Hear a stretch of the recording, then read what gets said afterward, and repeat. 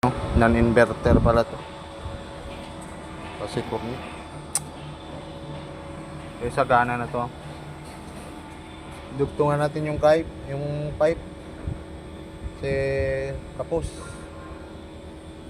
Nak ng tokik.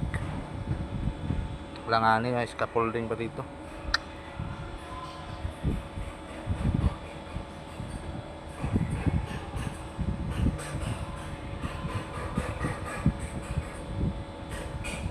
Grabe. Gulat ako kasi wala siyang refrigerant. Ako pa naman nagbaklas na ito, pump down pa naman ako nito. Simple naman naubos yung refrigerant na naka-pump down yan. At binuksan ko na yung valve niya, walang nare-release na refrigerant. Yung stock up yata ito alam ko napagana maayos yung pagka ko na ito nung binaklas namin ito.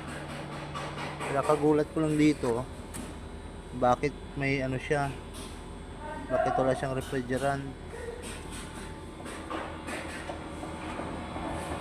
Subukan na lang R14A yung refrigerant niya.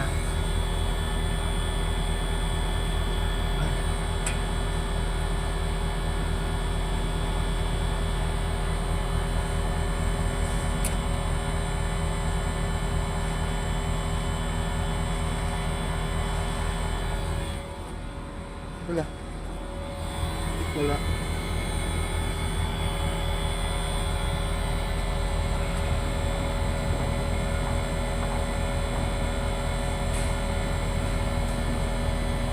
Walang kahit ng refrigerant. Ay, R32 pala to.